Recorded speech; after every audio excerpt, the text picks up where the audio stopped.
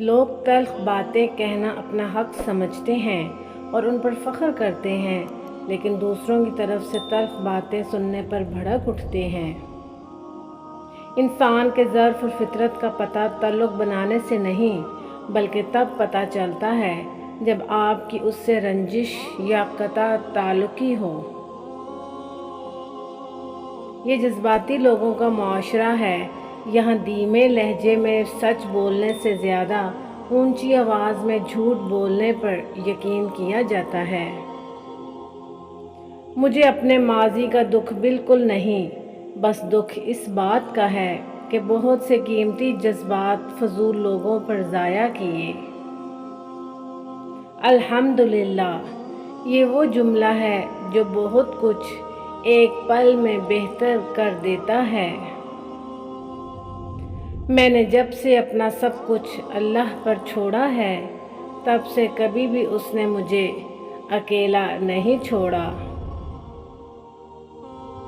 وقت ایسا چل رہا ہے جہاں تمام اچھی باتیں، ہمدردیاں، سچی محبتیں اور انسانیت سوشل میڈیا پر موجود ہیں، لیکن انسان کے کردار میں نہیں۔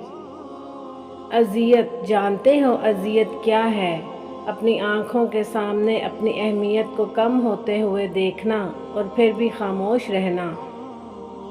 وقت اگر آپ کو پر عطا کر دے تو ان ٹانگوں کو مت بھولیے گا جن پر آپ چلتے رہے۔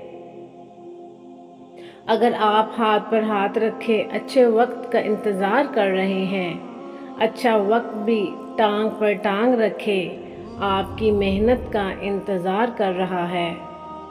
ایک بات یاد رکھیں، جب آپ کسی کا اچھا کر رہے ہوتے ہیں، تب آپ کا بھی کہیں اچھا ہو رہا ہوتا ہے۔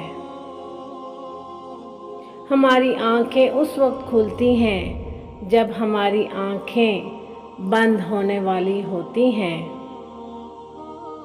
مایوسی ایک دلدل ہے، آپ اس میں پہلا قدم رکھتے ہیں، دوسرا قدم آپ کو نہیں رکھنا پڑتا، کیونکہ دلدل کو ہمیشہ پہلے قدم کا ہی انتظار ہوتا ہے۔